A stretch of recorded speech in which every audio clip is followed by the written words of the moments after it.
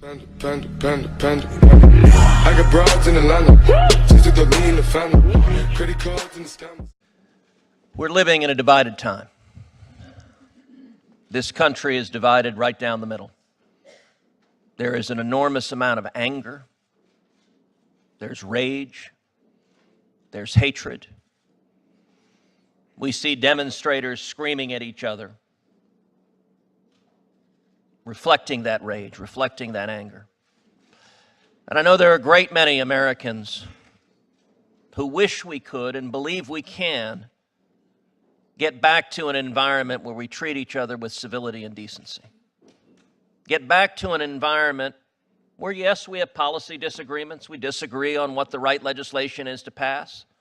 And we even have vigorous debates about what the right policy is. But we do so in a context that respects each other, that doesn't demean the humanity of each other, that doesn't attack the character and drag people through the mud. The politics of personal destruction that we have seen on display in recent days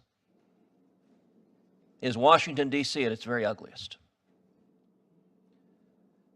And all of us should remember that we're talking about real human beings here. These aren't pawns on a chessboard. These are real people. Dr. Ford has been through hell. The last 2 weeks, I have no doubt, have been extraordinarily painful for her family. The testimony she gave yesterday was powerful. It was clearly heart-wrenching. It was clear she was hurting and hurting mightily. Having her name made public against her wishes and dragged through the mud was a hurtful thing to do. It was a wrong thing to do. And Judge Kavanaugh,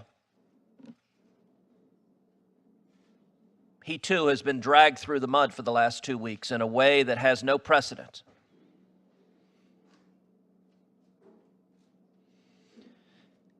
In our polarized society we live in today, it's almost tribalized, where half of us wear one team's jersey, the other half wear the other team's jersey, and everything we see through the lens of our jersey. So it would not surprise me if across the country, a significant percentage of those on the Democratic side of the aisle saw yesterday's testimony and concluded he must be guilty. And it would not surprise me if a very significant percentage of those on the Republican side of the aisle saw yesterday's testimony, the same testimony, and concluded he must be innocent. One of the consequences of that, Judge Kavanaugh talked about how these smears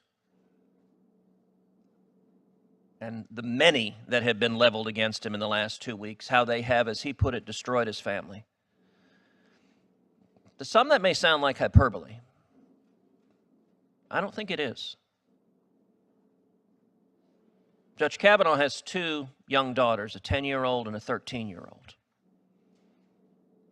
For the rest of their lives, their daughters will go to school, will interact with people, many of whom are convinced their father is a rapist. I want you to think of the effect that has when those are the allegations. That's where it starts. Not, I disagree with your jurisprudence. Not, I think you're wrong in how you interpret the Constitution. But you are, and let's be clear. He has been accused of, among other things, participating in repeatedly drugging and gang raping women, to take some of the more sensational and I think ludicrous claims that have been aired. These little girls are going to have classmates of theirs repeat those charges to them. Some of the most poignant testimony yesterday is when Judge Kavanaugh described how he's taught law at Harvard Law School for over a decade. And he said he may never get to teach law again. And that's entirely possible. That's entirely possible, even if Judge Kavanaugh is confirmed to the U.S. Supreme Court as a sitting justice in our polarized world. I'm a graduate of the Harvard Law School. I think it is entirely possible those on the left would say, we don't want someone we believe is a rapist ever teaching again. He also talked about how much he has loved coaching girls basketball, coaching his daughters in basketball. And he mentioned he may never coach again. That's a very real possible consequence of the mudslinging and irresponsible behavior of the last 2 weeks. It may well be in this tribalized, partisan, divided world that the parents of the other girls say, no, we don't want him as a coach anymore. Our words and actions have consequences. That being said, even though this is a divided time, even though this is a partisan time, I have faith in the American people. I have faith in the American people that we want to be fair-minded. We want to actually assess the facts. We want to actually assess what happens. I think it's important that once these allegations became public, that Dr. Ford was given a full and fair opportunity to tell her story.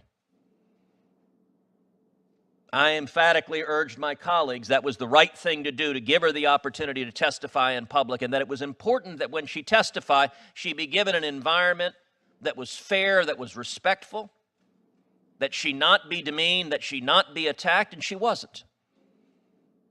That was the right thing to do. The committee, once this had been forced to the front pages of the paper, the right thing to do was give her a public forum and a full public forum to tell her story. But the right thing also requires, and we saw yesterday, Judge Kavanaugh being given a full and fair opportunity to defend himself. The American people watched that testimony. And you come away with a number of conclusions. Number one, it is clear their testimony is in direct conflict. What they said is directly conflicting. Judge Kavanaugh categorically and unequivocally denied the allegations. So the question is, how do you resolve that discrepancy? How does this committee, how does the United States Senate, how do the American people resolve the discrepancies when you have two witnesses that testify to things diametrically opposed? Well, the only way I know to do, and this is how a court of law operates, this is how most reasonable people operate, is when you have conflicting testimony, you look to, well, what does the rest of the evidence demonstrate? What other evidence is there, and what does the evidence demonstrate? Dr. Ford named 3 fact witnesses who she says were there and could corroborate her story. None of the 3 corroborates her story.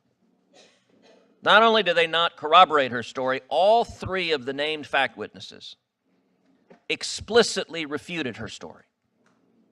And they did so under penalty of perjury. They didn't do so lightly. They didn't just say it. They did so in a context that under the United States Code, they can face up to 5 years in prison if they lied to this committee. So every single fact witness that Dr. Ford named has explicitly disputed her allegations.